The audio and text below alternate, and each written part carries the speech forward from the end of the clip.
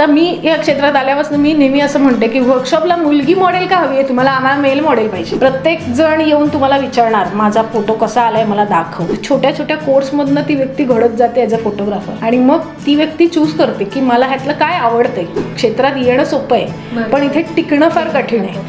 आपण आपली बुद्धी आपलं फोकस जाऊ न देता काम करणं हे एक चॅलेंज असतं. Never shoot a person, it's a personality what you shoot. नमस्कार, नवराष्ट्र मुंबई नववार्ता या विशेष कार्यक्रमात मी माधवी वाडकर तुमच्या सगळ्यांचं स्वागत करते. आपण विविध क्षेत्रातील मोठ्या पदावरती काम करणाऱ्या खूप अशा एकदम डॅशिंग आपण म्हणू शकतो अशा महिलांचे आपण इंटरव्ह्यू घेत आहोत, मुलाखती घेत आहोत. आणि आज माझ्यासोबत एक असं वेगळं क्षेत्र आहे फोटोग्राफी. हो, आपल्याला सगळ्यांनाच फोटो काढायला खूप आवडतात आणि आज अशाच एका फोटोग्राफर क्षेत्रातल्या एपेक्स संस्थेच्या संचालिका, वेडिंग फोटोग्राफर आणि आर्ट डायरेक्टर अर्चना जोशी माझ्यासोबत आहे. पहिले तर मी तुमचं खूप खूप स्वागत करते. Thanks a lot for calling me here. आणि मला पण खूप एक्साइटमेंट आहे आता नव्याने ह्या क्षेत्राची ओळख करून द्यायची आहे महिलांना. अर्चना मॅम, खरं तर तुमच्याबद्दल खूप म्हणजे तुमचा ह्या क्षेत्रातला अनुभव खूप मोठा आहे. तुमच्या आतापर्यंत अनेक इंटरव्ह्यू झालेले आहेत, पण तरीही मला जाणून घ्यायला आवडेल की तुमची ह्या क्षेत्राशी सुरुवात कशी झाली. कारण फोटोग्राफी म्हणजे महिलांना फोटो काढायला आवडतात स्वतःचे, पण आपण एक महिला म्हणून आपण फोटो काढणार आहोत, तर ह्या क्षेत्रामध्ये तुमची सुरुवात कशी झाली? माझी सुरुवात मुळात मी चित्रकार आहे. मी कमर्शियल आर्ट्सचा डिप्लोमा केला आणि आम्हाला कमर्शियल आर्ट्स करताना फोटोग्राफी हा एक विषय होता. आणि ह्या विषयामधलं आकर्षण असं म्हटलं तर लहानपणापासूनच आहे. कारण पूर्वी कसं व्हायचं की स्टुडिओत जाऊनच फोटो काढायला लागायचे आणि रोल कॅमेरे असायचे. आणि आमच्याकडे काय होतं, आजोबा आमचे घरी असायचे. तर माझे आजोबा सगळ्यात मोठे असल्यामुळे ना सगळ्यांच्या घरी लग्न झालं की त्यांचा एक फोटो आमच्याकडे यायचा की ही नवीन आलेली आपली सून आहे किंवा हा आपला जावई आहे. हे त्यांना बाळ झालं मग ते बाळाचे फोटो यायचे. असं आमच्याकडे पूर्ण फॅमिली ट्री आहे. आणि तिथून ती सुरुवात झाली की हे मला करायचं, हे मला शिकायचं, हे खूप छान आहे, हे कसं करतात, हे कसं तिथली व्यक्ती आपल्याकडे पोचली, कशी पोचली. तर ती क्युरिओसिटीमुळे तो एक डोक्यात विषय होता की हे आपल्याला शिकायचं आहे. आणि पहिलं पाऊल म्हणजे तुम्ही कधी पहिली फोटोग्राफी केली आहे? फोटोग्राफी पहिली सुरुवात झाली ती कॉलेजमध्येच. तेव्हा आमच्याकडे छोटासा हॉटशॉट कॅमेरा होता आणि तिथून ती सुरुवात झाली. आपले एक्सकर्शन असतात किंवा आमचे जे ट्रिप्स असायचे ह्याचे वगैरे असे फोटो काढून सुरुवात झाली. पण विषय म्हणून शिकताना खूप वेगळा असतो. आणि तेव्हा कसं होतं, तुम्हाला जर स्पेशलायझेशन करायचं असेल तर तुमच्याकडे कॅमेरा हवा. आणि माझे वडील आणि आई दोघंही नोकरीपेशा असल्यामुळे त्यांना ग्रे मार्केटमधनं कॅमेरा घ्यायचा, बिना बिलाचा कॅमेरा घ्यायचा हा कन्सेप्टच पटत नव्हता. आजोबा म्हणजे शिक्षक होते, त्यामुळे आमच्याकडे हा प्रकार नसल्यामुळे मला कॅमेरा तेव्हा मिळाला नाही. आणि मग मला इलेक्टिव्ह टायपोमध्ये करायला लागलं, जस्ट एक कॅमेरा नव्हता म्हणून. आणि नंतर ती क्युरिओसिटी तशीच राहिली. मग ॲडव्हर्टायझिंग ह्या क्षेत्रामध्ये आल्यानंतर ॲक्च्युअल फोटोग्राफरशी संपर्क यायला लागला. आणि मला शिकायचंच होतं. तर कॉलेजमध्ये असतानाच आम्ही जेव्हा इंटर्नशिप करत होते तेव्हा एक फोटोग्राफर होते आमच्या ओळखीचे झाले होते काम करताना. तर त्याच्याकडनं मी फोटोग्राफी शिकले त्याच्या कॅमेऱ्यावर.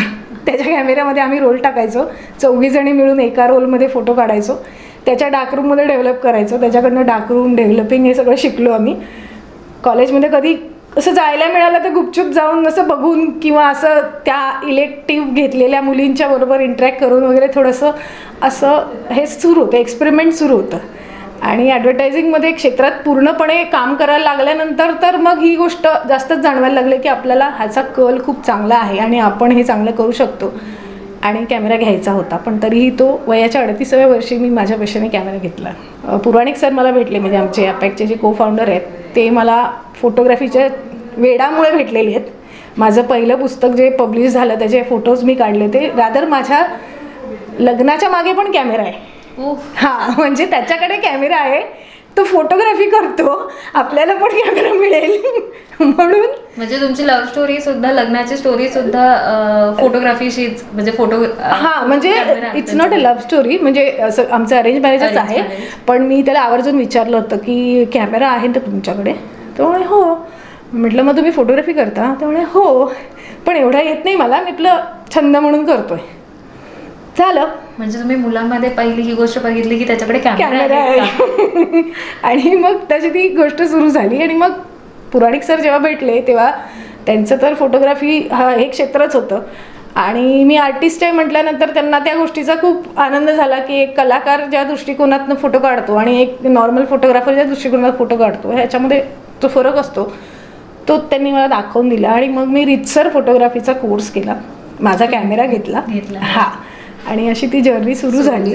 हां, तुमच्या बोलण्यात जातं होतं पुराणिक सर, तर खरं तर तुम्ही ज्या काळामध्ये होता त्या वेळामध्ये असं होतं की तो काळ महिलांना, इतर क्षेत्र होते पण फोटोग्राफी ह्या क्षेत्रामध्ये वाव तेवढा नव्हता, खूपशी आव्हानं होती. तर त्या आव्हानांबद्दल मला नक्की सांगा. पण तुम्ही जो उद्देश केला पुराणिक सरांचा, किती सपोर्ट त्यांचा तुम्हाला मिळाला आणि किती तुमच्यासाठी ते गुरु ठरले ह्या सगळ्या क्षेत्रात? 100% तुम्ही म्हणू शकता 100% गुरुच आहेत ते माझे. आणि मी काढलेले फोटो त्यांना आवडले, पब्लिशरने ते पब्लिश केले आहेत, हे या गोष्टीचं त्यांना खूप कौतुक होतं. आणि तेव्हा मी फोटोग्राफी शिकलेली नव्हती, म्हणजे फॉर्मल ट्रेनिंग घेतलेलं नव्हतं, तरी मी एवढं चांगलं काम करू शकते म्हणून त्यांनी मला सरळ असंच विचारलं, बिझनेस करायचा का? हा कॉन्फिडन्स त्यांना वाटला, मला नाही वाटला. सो हा 100% सपोर्ट मी जो म्हणते ना, हा तोच आहे. त्याच्यानंतर पुस्तकाच्या बाबतीतही त्यांचाच सपोर्ट होता की तू लिही. आम्ही पहिले लेखक शोधले, हे शोधले, पण काही झालं नाही, कारण की लेखक हा आतून लिहितो, त्याला तो अनुभव आल्याशिवाय तो लिहू नाही शकत. आणि मुळात ते लिहायचं आहे तर मला तो अनुभव पण घ्यायला लागेल. म्हणून मग मी फोटोग्राफी पद्धतशीर कमर्शियली कामं त्यांच्या ऑर्डरमध्ये जाऊन जेव्हा केली तेव्हा मला तो अनुभव आला की अरे हां, आपण जेव्हा एखाद्याच्या लग्नाचं काम करतो तेव्हा आपल्याला काय अनुभव येतात, लोक कसे वागतात किंवा कसं डील करायचं असतं, कसं बोलायचं असतं, कसं वागायचं असतं. जेव्हा 6 लोकांची टीम आहे, 6 पुरुष आहेत आणि त्याच्यामध्ये मी एकटीच महिला आहे, तर मला स्वतःचं रक्षण तर करायचं आहे. रक्षणपेक्षा स्वतःचं सगळं जबाबदारी स्वतःच घ्यायची आहे. तिथे कोणी तुम्हाला असं म्हणायला येणार नाही मुलगी आहे म्हणून, बाई आहे म्हणून, उलट ॲडव्हान्टेज घ्यायलाच येतात. तिला काय कुठे येते काढता, इकडे आपण इथे आईस्क्रीम खाऊया, इकडे आपण हे करूया. डिस्ट्रॅक्ट करणारी लोकच खूप असतात. त्यामुळे आपण मानसिक खच्चीकरण करणारी लोक असतात. त्यामुळे आपण आपली बुद्धी, आपलं फोकस जाऊ न देता काम करणं हे एक चॅलेंज असतं. कारण एकतर महिला कमी आहेत ह्या क्षेत्रात आणि महिला फोटो काढते म्हटल्यावर अगदी आजोबांपासनं छोट्याशा मुलापर्यंत सगळेजण मागे असतात. काय काढलं आम्हाला दाखव, माझा काढणं, मग माझा असा काढणं, माझा तसा काढणं. मग हे जे आहे ना, क्युरियोसिटी तर असतेच आणि महिला असल्यामुळे ती वाढते. आणि मग त्या लोकांना डील करून तुम्ही तुमच्या कामावर पण फोकस करायचं असतं. हे इव्हेंटमध्येच होतं असं नाही, कमर्शियली पण तुम्ही कुठली असाइनमेंट करत असाल, म्हणजे इंटिरियर शूट करताय, आर्किटेक्चर शूट करताय, रस्त्यावर फोटो काढताय, एखाद्या समारंभात काढणं तरी आतमध्ये असता, तुम्ही रस्त्यावर फोटो काढताय. पहिला प्रश्न, क्या कर रहे हो, किसने परमिशन दिया, क्यों आए इधर? मग ही इथून सुरुवात होते.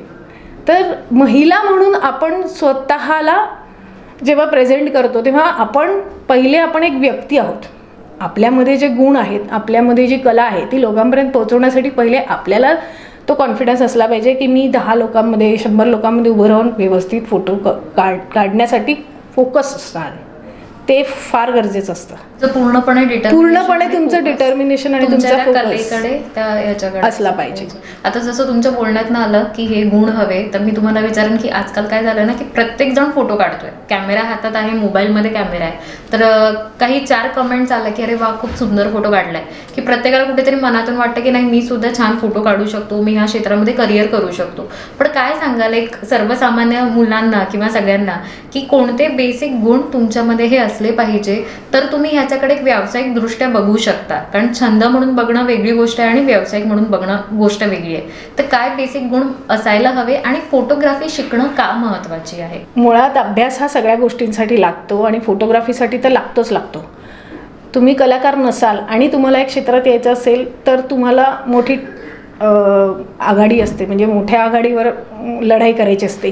कारण की कलात्मक फोटोग्राफी असेल तर तुम्हाला 4 लोक तुमचं काम ॲप्रिशिएट करतात. पण तुम्ही फोटो डॉक्युमेंटरी फोटोग्राफी जे म्हणतात ते करायचं असेल तर ते कोणीही करतं, ऑटो मोडवर कॅमेरा टाकून कोणीही तसे फोटो काढू शकतात.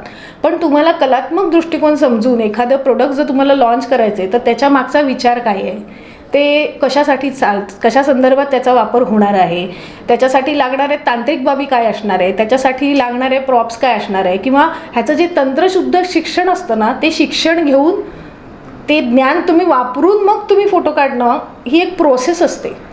असं नाही की आता कसं झालं आहे, मोबाईलमुळे ॲक्च्युली लोकांना असं वाटायला लागलं की मी मोबाईलमध्ये छान काढते फोटो, म्हणजे मग मला छान फोटो काढता येतात, मग मी हे करू शकते, मी ते करू शकते. नाही, सगळ्याच्या मागे तुमचा एक भक्कम पाया पाहिजे शिक्षणाचा. तो जर नसेल तर कुठेतरी पुढे जाऊन तुम्ही अडकणारच आहात. आणि मग तुम्ही ते मागे जाऊन परत शिकणं, त्यापेक्षा पहिलेच तुम्ही त्याचं तंत्रशुद्ध शास्त्रशुद्ध शिक्षण घेणं गरजेचं आहे. अगदी एखादा छोटासा कोर्स जरी केला ना तरी त्याने खूप फरक पडतो. कारण खूप बेसिक गोष्टी असतात की आपण सेल्फी काढतो, सेल्फी काढताना आपण असा कॅमेरा सरळ असा उभा धरतो, आपल्या मागे कचरा आहे, आपल्या मागे वॉशरूम लिहिलं आहे, ते उलटं लिहिलं आहे, किंवा तिथे आपण उभे आहोत तिथे महिलांचं वॉशरूम प्रसाधनगृह असं लिहिलं आहे, आणि तोच फोटो तुमचा सोशल मीडियावर जातो. कोणाचं लक्ष नसतं त्याच्याकडे, पण ते महत्त्वाचं आहे ना. म्हणजे आपण लोकांमध्ये काय पोचवतोय ना, हे प्रत्यक्ष अप्रत्यक्षपणे खूप त्या गोष्टींचा फरक पडत असतो. पण तुम्ही शास्त्रशुद्धपणे जर शिकला असाल ना, तर ह्या अगदी छोट्या छोट्या गोष्टी काय मोठ्या गोष्टीसुद्धा तुमच्या चांगल्या होऊन जातात. पण तुम्हाला त्याचं ज्ञान असलं पाहिजे, तर त्याचा उपयोग होतो, नाही तर उपयोग नाही होत. फोटो म्हणजे माझ्यासाठी असं असतं की ते एक भावना आहेत, त्या एक आठवणी आहे, आठवणींचा खजिना आहे. पण नेमकं फोटो म्हणजे काय असतो? तुम्ही जेव्हा फोटो एखाद्याचा कॅप्चर करता किंवा काय डोक्यामध्ये काय त्यावेळेला डोक्यात काय चालू असतं? मुळात प्रत्येक फोटोच्या साठी एक अभ्यास करायला लागतो. म्हणजे never shoot a person, it's a personality what you shoot. मग त्यासाठी तुम्हाला त्या व्यक्तीची माहिती असली पाहिजे, त्या व्यक्तीशी तुमची फ्रेंडशिप असली पाहिजे, कम्फर्ट लेवल असली पाहिजे. मग तुम्ही ज्या जागेमध्ये शूट करणार आहात तिथे मागे काय आहे, पुढे काय आहे, रंगसंगती कशी आहे. मुळात फोटो म्हणजे लाईट. तो लाईट कसा आहे, तुम्ही कुठल्या वेळेत शूट करणार आहात, सकाळच्या वेळेत शूट करणार आहात, संध्याकाळच्या वेळेत शूट करणार आहात, का दुपारी 12 वाजता जाणार आहात आणि त्याच्या डोळ्याखाली काळे येणार आहे. म्हणजे ह्या सगळ्या गोष्टींचा तुम्ही शास्त्रशुद्ध अभ्यास केलेला असेल ना, तर तुमचा फोटो चांगलाच येणार. मग तुम्हाला 100 फोटोमधनं 4 फोटो काढायची गरज नाही पडत. मग तुम्ही 100 फोटोमधले 100ही फोटो वापरू शकता. पण ते 100 फोटो क्वालिटी बेस असली पाहिजे, तर मग त्या फोटोला मजा येते. म्हणजे काढून घेणाऱ्याला पण आणि काढणाऱ्याला पण मजा आली पाहिजे, नाहीतर गंमत नाही येत. आपण खूप बघतो की सिरियलमध्ये सुद्धा आजकाल लग्न, वेडिंग ह्या सगळ्या गोष्टी दाखवल्या जातात. आणि त्याच्यामध्ये सुद्धा ना हळदीपासून त्याचे छोटे छोटे विधी आहेत, हे फार सुंदररित्या एकदम आपण बघतो की त्याचे फोटोज वगैरे कसे काढले जातात. इवन यूट्यूबला सुद्धा तुम्ही दिवाळीच्या पोजेस कशा द्याव्या, कसे फोटोज काढावे, हा सगळ्या यूट्यूब्स वगैरे सोशल मीडिया एवढं आता वाढतंय. तर ह्याचा फोटोग्राफी या क्षेत्रावरती कसा परिणाम होतोय? चांगला होतोय की काही त्याचे तोटे सुद्धा होत आहेत? चांगला पण होतोय आणि वाईट पण होतोय. चांगला हा की लोकांना चांगलं काय आहे ते कळतं, म्हणजे चूक काय आणि बरोबर काय ह्यातला फरक कळतो. पण ते बरोबर करताना आता एखादी सिरियल बनते किंवा एखादा पिक्चर बनतो, तेव्हा त्याच्या मागे किती मोठी टीम असते. 2-2.5 हजार लोक असतात एका मूवीसाठी.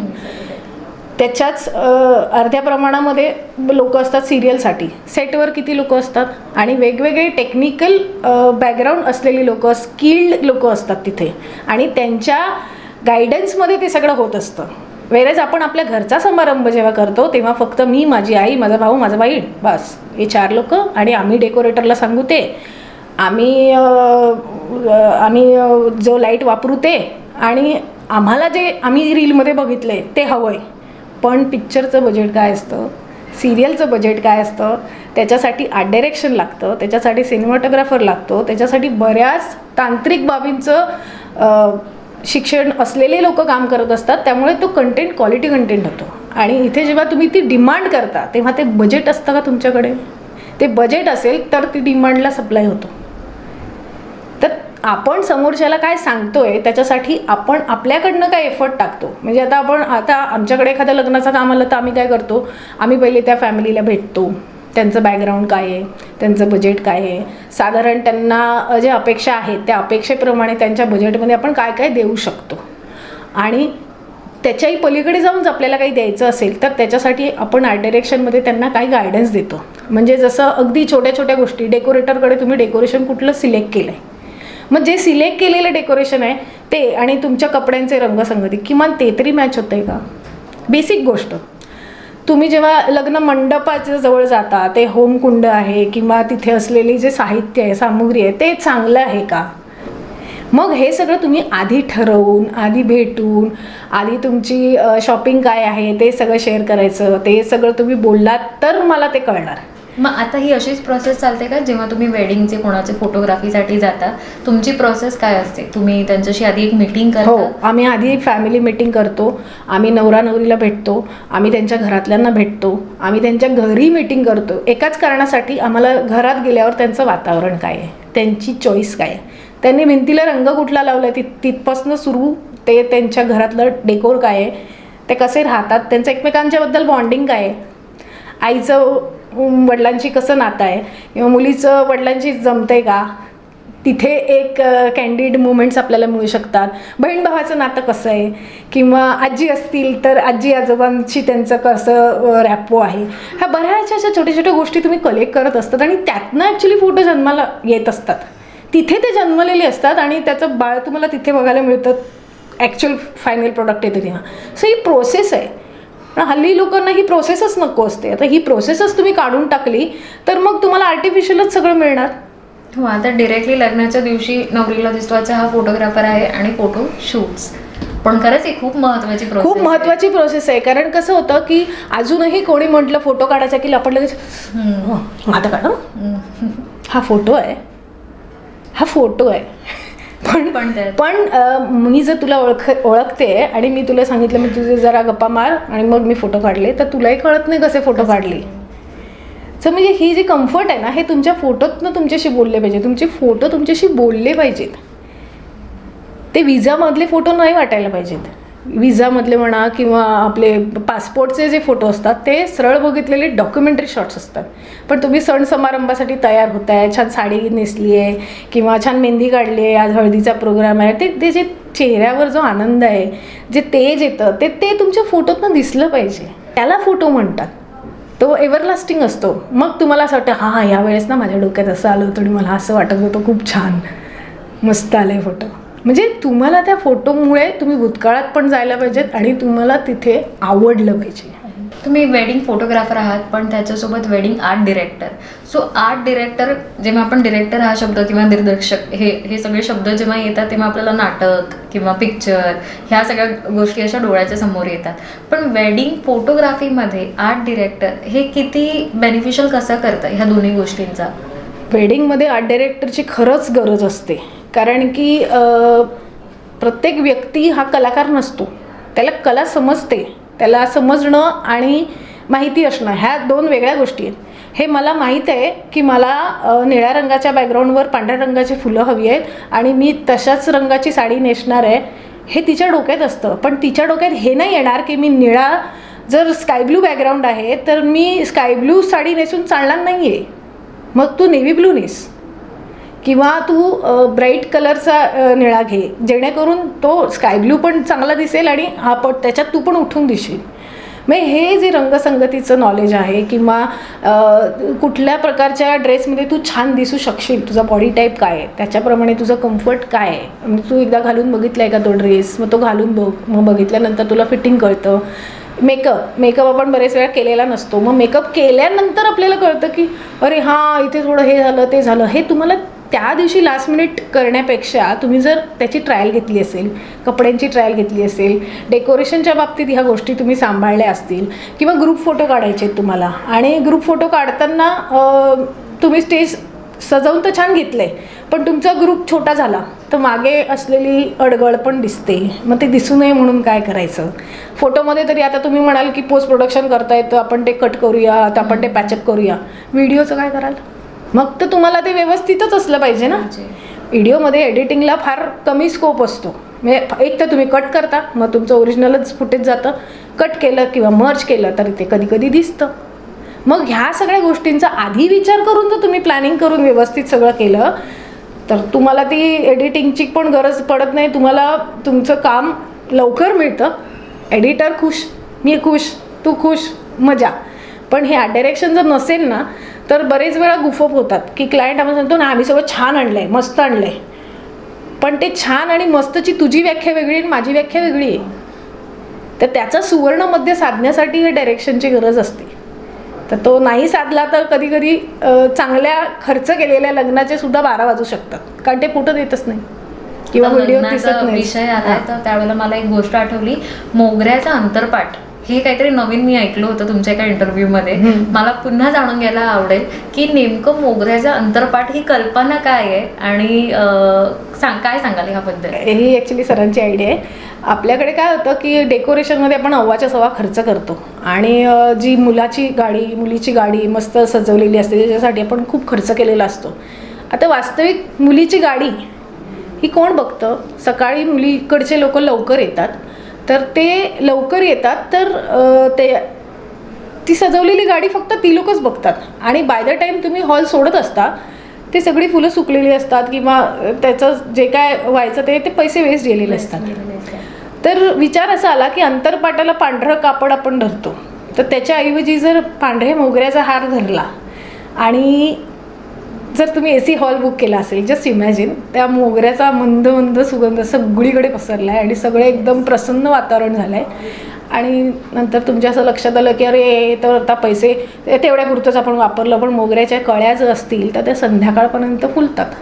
मग तोच हार जर तुम्ही बॉनेटवर टाकला तर गाडीचं बॉनेट पण छान पूर्ण सुगंधी होतं आणि ते दिसायला पण छान दिसतं आणि वेगळं जरा हटके डेकोरेशन असल्यामुळे लोक बघतात गाडीकडे आणि पैसे पण वाचतात. खरंच सुंदर कल्पना आहे. म्हणजे तुम्हाला युजफुल होते, तुम्ही अंतरपाठ म्हणून वापरता, सुगंध एक वेगळाच, आणि नंतर तेच तुम्ही रियूज सुद्धा करताय. पर्यावरणाच्या दृष्टिकोनातून विचार केला तर अतिशय स्तुत्य आहे. आणि हल्ली डेकोरेटर पण सजेस्ट करतात की रिअल फुलं वापरू नका, पण रिअल फुलं कमीत कमी रिअल फुलं वापरायला काय हरकत आहे? आता गुरुजीसुद्धा जी फुलं अगदी छोटंसं पुण्यवचन असतं किंवा छोटंसंच कार्य असतं, लग्नामध्ये जास्त काही विधी नसतात, मग आम्ही गुरुजींना सांगतो की गुलाबाची फुलं घ्या किंवा चाफ्याची फुलं घ्या की जी दिसायला पण छान आहेत, त्याच्याने वातावरण पण सुगंधित होतं, आजूबाजूला तुम्हाला एकदम प्रसन्न वाटलं की तुमचं काम पण छान होतं. आणि कराल ते सुंदर करा, अगदी कमीत कमी पैशात सुद्धा आपण छान लग्न करू शकतो. हे सांगाल महिला ह्या क्षेत्रामध्ये कमी आहेत का, किंवा त्यांनी या क्षेत्राकडे का बघावं? जसं एक महिला म्हणून मी म्हणेन की मला फोटोग्राफी आवडते, पण खरंच मी करिअर म्हणून या क्षेत्राकडे बघू शकते का? 100% बघू शकते. कारण कसं आहे की मुळात हौस महिलांना असते फोटो काढायची. पूर्वापार जे चालत आलं आहे, पुरुष फोटोग्राफर असला तरी मॉडेल त्याला महिलाच लागते. किती आता मी या क्षेत्रात आल्यापासून मी नेहमी असं म्हणते की वर्कशॉपला मुलगी मॉडेल का हवी आहे तुम्हाला? आम्हाला मेल मॉडेल पाहिजे. Why not? We want it. Okay, तर महिलांचं हे ॲक्च्युली महिलांमुळेच ह्या क्षेत्राला ग्लॅमर आहे. मग महिलाच जर ते करत असतील, म्हणजे आता लग्न किंवा ह्याच्या दृष्टिकोनातून विचार केला तर आपल्याकडे हळद आहे, आपल्याकडे मेहंदी आहे, हे सगळे महिलांचे विधी आहेत. म्हणजे महिला जास्तीत जास्त त्याच्यामध्ये भाग घेतात. दुसऱ्या म्हणजे ज्या ब्राईडचे तुम्ही फोटो काढताय ती पण कम्फर्टेबल असते, आजूबाजूच्या बायका पण कम्फर्टेबल असतात, आणि मग ते नॅचरल तुम्हाला जे फोटो मिळतात ना ते जेंट्स फोटोग्राफरला नाही मिळू शकत. मेकअप रूममध्ये मी जाऊ शकते, जेंट्स फोटोग्राफर नाही जाऊ शकत. मेकअप करतानाचे म्हणजे बिफोर आफ्टर जे फोटो असतात तिथे मी मजा करू शकते. म्हणजे खूप अशी क्षेत्र आहेत. आता आम्हाला स्पेशल डिमांड असते मुस्लिम वेडिंग्समध्ये की महिलांच्या बाजूला एक महिला फोटोग्राफर हवी आहे, एक तरी महिला फोटोग्राफर हवी आहे, तर महिलाच फोटो काढू शकतात, तिथे जेंट्स अलाउडच नसतात. मग असे कितीतरी क्षेत्र आहेत की जिथे महिला ह्या क्षेत्रामध्ये स्पेशलायझेशन करू शकतात. बेबी शूट्स, जितकं छान एखादी महिला बाळाचे फोटो काढू शकते तसं ते पुरुषाला जमेलच असं नाही. कारण आपण माता आहोत, म्हणजे आपण माता भगिनी आहोत, त्यामुळे मातेला माहिती असतं बाळ कसं हँडल करायचं किंवा त्याला कसं उचलायचं, त्याला नटवायचं कसं, ते छान कसं दिसेल, कुठल्या वेळेला ते हसत असतं, कुठल्या वेळेला ते रडतं, ते खेळताना कसं दिसतं किंवा त्याच्याशी खेळायचं असेल किंवा म्हणजे फोटो काढायसाठी जे जे असतं ना. पण मुळात मला असं वाटतं महिलांमध्ये ना कलात्मकता अशी ठोसून भरलेली असते आणि महिलांना तो आनंद पण व्यक्त करता येतो. पुरुषांपेक्षा चांगला ते व्यक्त करू शकतात आणि हे आपले ट्रेड्स आहेत, मग ते का सोडायचे? एक कम्फर्ट झोन असतो. आपण की कशी दिसते मी, काय दिसते, आपण माझं पदर नीट आहे ना, ह्या सगळ्या गोष्टी आपण तिच्याशी एक कम्फर्ट झोनने बोलू शकतो. नक्की. किंवा इव्हन लग्नामध्ये आपण ओटी भरायची वेळ आहे तर आपण सांगतो अरे ह्या बाजूने नाही त्या बाजूने त्या कर, बाजूने काय. म्हणजे तुमच्या साडीचा पदर पदर कसा कसा आहे, दिसतोय. तुमचं म्हणजे हे वावरणं कसे वगैरे, दिसताय, हा तुमचं वावरणं वगैरे वावरणं काय वगैरे असायला आपण पाहिजे. करू शकतो. एक कम्फर्ट झोन जास्त येतो महिलांना आणि महिला सेन्सिटिव्ह जास्त असतात, त्यांना समज जास्त असते. त्यामुळे महिलांनी आपल्या ह्या सगळ्या ज्या छोट्या छोट्या गुणांचा इथे खूप पुरेपूर वापर करू शकतात. त्यामुळे फक्त महिलांनी तिला आवड हवी आणि तो तिचा छंद हवा, तो ती तिला नक्कीच व्यावसायिकरित्या ती त्याला पूर्ण करू शकते त्या हो. क्षेत्राला. तुम्हाला एक महिला म्हणून ह्या क्षेत्रामध्ये काम करताना असा कधी एखादा क्षण किंवा किस्सा आठवतो की त्यावेळेला तुम्हाला खूप असं प्राऊड वाटलं, तुम्हाला छान कमेंट्स मिळाल्या की एक महिला फोटोग्राफर आहे आणि ती एखादं वेडिंगचं शूट करते आणि त्या वेळेला असं म्हणजे कधी क्षण असा येतो ना की खरंच खूप छान आहे की मी ह्या क्षेत्रात आहे आणि मी एक महिला फोटोग्राफर आहे, ह्याचा तुम्हाला अभिमान वाटला? अभिमान तर आहेच. बरेच वेळा असं होतं ना की लग्नामध्ये मी जेव्हा सिनियर सिटीजन्सचे फोटो काढते, आजी फोटो काढलेला असतो मी त्यांना कोणीतरी जाऊन सांगते ए तिने ना तुझा फोटो काढला आहे. मग त्या आजीने फोटो दाखवले, आजी म्हणा किती भारी आलं आहे, मस्त आलं आहे. हां आम्हाला नव्हतं बाबा हे सगळं काय करायला मिळालं, तुम्ही लोक किती नशिबवान आहात, तुम्हाला हे छान करायला मिळतं आहे. तर तो एक मोमेंट असा होता ना की मला खरंच असं प्रिव्हिलेज वाटलं की ही संधी आम्हाला मिळाली आहे आज या क्षेत्रामध्ये पुरुषांच्या बरोबरीने उभं राहायचं आणि पुरुषांच्या बरोबरीने काम करायची आणि ते सुद्धा चांगलं म्हणजे क्वालिटी असलेलं काम. तर हे खरंच सुंदर क्षेत्र आहे आणि कोणीही महिला ह्या क्षेत्रामध्ये येऊ शकते. मॉडेल म्हणून पण काम करू शकता. आता बरेचशा अशा मॉडेल्स पण आहेत की ज्यांनी वयाचे एक टप्पा ओलांडल्यानंतर त्या फोटोग्राफीत आलेत आणि उत्तम काम करतायत, कारण त्यांनी ती बाजू पण बघितली आणि ही बाजू पण बघितली आहे. त्यामुळे हे क्षेत्र कसं आहे माहिती आहे, तुम्ही जर डेडिकेटेड आहात, तुम्हाला वक्तशीरपणा असेल, तुमच्याकडे बोलण्याची कला असेल, तुम्हाला चांगलं रंगसंगतीचं ज्ञान म्हणजे थोडंसं तुम्ही आर्टिस्टिक असाल आणि तुम्हाला कुठल्याही गोष्टीशी डील करताना जे सॉफ्ट स्किल्स लागतात ते तुमचे चांगले असतील तर तुम्ही या क्षेत्रात एक्सलंट काम करू शकता. खूपच सुंदर. आता मला जाणून घ्यायला आवडेल की जसं महिला म्हणून तुम्ही सगळे सांगितलं, पण म्हणजे खूप छान वाटतं हे क्षेत्र असं बघायला. आपण फोटोग्राफर अच्छा हा फोटोग्राफर आहेत का, छान काढा फोटो, आपण असं सगळं म्हणतो. पण खरं रिअल लाईफमध्ये काय सांगाल ह्या सगळ्याची बाजू एक कशी असते, रिअल बाजू काय? रील आणि रिअल मध्ये पण खूप फरक असतो. सो काय सांगाल? मुलींना ते खूप ग्लॅमरस वाटतं, कारण तुम्हाला म्हणजे आता मला असे पण कॉम्प्लिमेंट मिळाले आहेत की लग्नामध्ये एकच व्यक्ती, एकच महिला बिना लिपस्टिकची फिरू शकते, एकच महिला वेस्टर्न घालून कम्फर्टेबली फिरू शकते. तिने म्हटलं मला इथे खुर्ची पाहिजे तर इथे खुर्ची मिळते, आम्हाला नाही बाबा मिळत, आम्हाला असं आम्ही नट्टापट्टा करून आलो आहे. आणि अख्ख्या लग्नामध्ये मी एकटीच मिरवत असते, म्हणजे असं मला वाटतं, कारण की मी माझ्या कम्फर्ट झोनमध्ये असते आणि मला ते बंधन नसतं की साडी नेसायची आहे, लिपस्टिक करायची आहे, मेकअप लावायचा आहे. मी माझं काम करत असते, पण मला बघणारी हजारो लोक असतात, त्यांची रोल मॉडेल असते, त्यांचं लक्ष असतं माझ्यावर. तर ह्या सगळ्या अटेन्शननी वाहवत न जाता आपण फोकस राहून आपण आपलं काम करता आलं पाहिजे. प्रत्येक जण येऊन तुम्हाला विचारणार माझा फोटो कसा आला आहे मला दाखव, किंवा मग ही काढणार फोटो असे म्हणणारे पण आहे, इथे नको इथे नको इथे नको, ती काय तिला काय येतं असं म्हणणारे पण असतात. मग ह्या सगळ्याला तोंड देण्याची तुमची मानसिक तयारी पाहिजे आणि हे करून सुद्धा मी चांगलंच काम करेल हे मुळात डोक्यात असलं पाहिजे. किंवा कोणी मला असं म्हटलं हा छान दिसते जरा माझे 4 फोटो काढ ना, आणि 4 फोटो काढल्यानंतर ती व्यक्ती तुम्हाला विसरून जाते.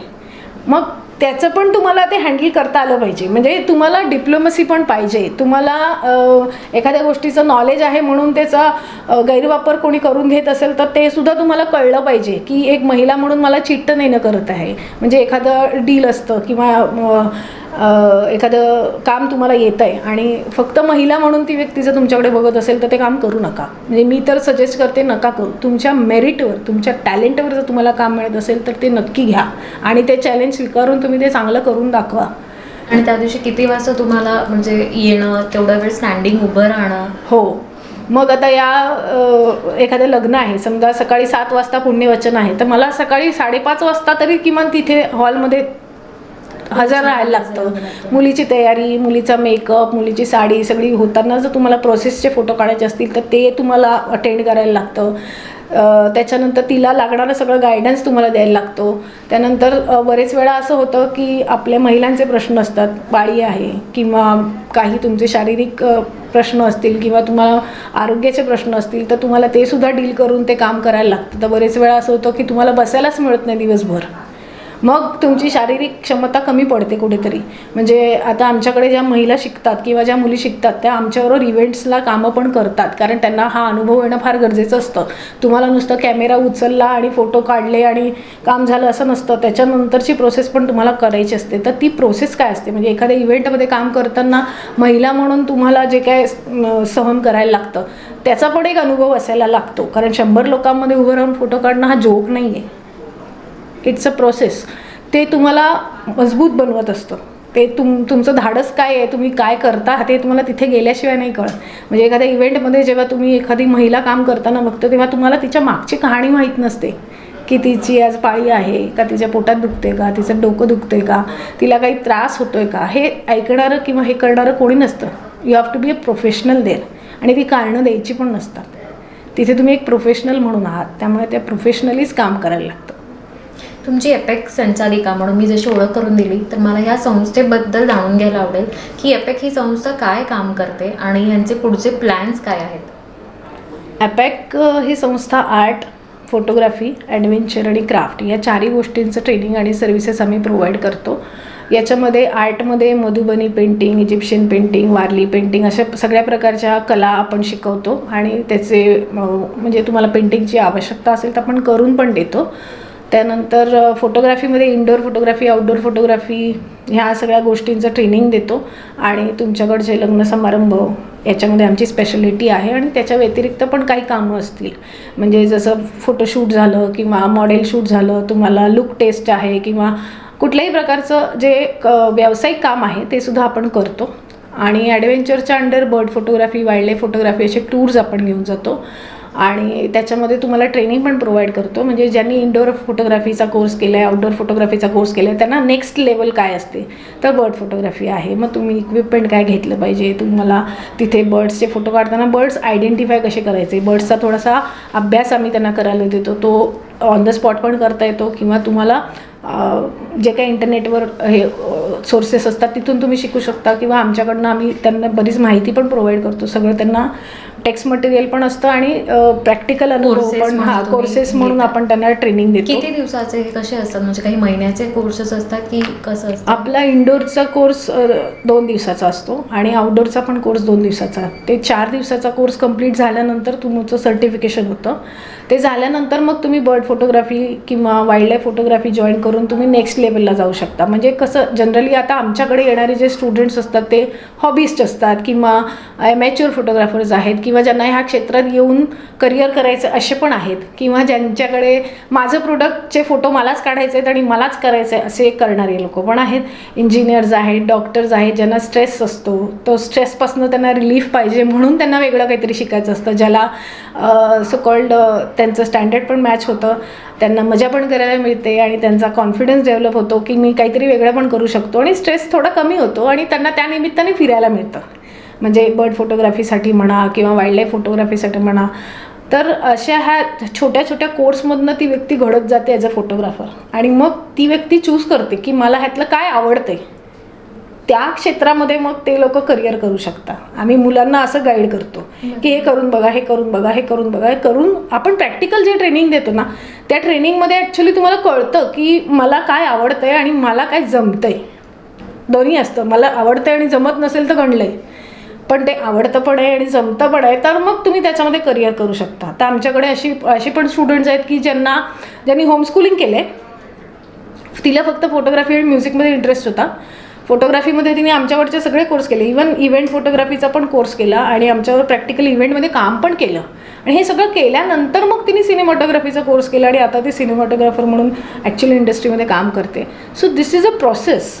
म्हणजे तुम्हाला जर समज आहे आणि ज्ञान नसेल तर उपयोग नाही. समज आहे, उमज आहे, ज्ञान आहे आणि प्रॅक्टिकल तुम्हाला ते काम करता पण येत असेल तर मग तुम्ही चांगले फोटोग्राफर म्हणून एस्टॅब्लिश होऊ शकता. जर का खरंच मला छंद आहे आणि मला शिकायची इच्छा आहे तर म्हणजे कोणीही एक बेसिक हा कोर्स करू शकतो, की जर का कधी कधी खूप वेळेला आपल्याला असं होतं ना की यंग एजमध्ये आपल्याला ना कळत नाही की मी नक्की हे करिअर म्हणून निवडू की नको निवडू. तर मी नक्कीच म्हणेन अशा मुलांना की जर का तुम्हालाही वाटतं की आपण थोडं होतं ना द्विधा मनस्थितीमध्ये असतो की आपण ह्याला करिअर म्हणून निवडावं की न निवडावं, त्याला तुम्ही हा कोर्स नक्की करा. त्याच्यामुळे तुम्हाला सुद्धा एक अंदाज येईल की आपल्याला हे जमतंय का, आपली आवड आहे का, आणि त्यातनं मग तुम्ही पुढचे टप्पे जे आहे ते गाठवू शकता. पण खरंच 2 दिवसामध्ये आपल्याला ह्या सगळ्याचं नॉलेज येतं का, म्हणजे 2 दिवसाच्या कोर्समध्ये?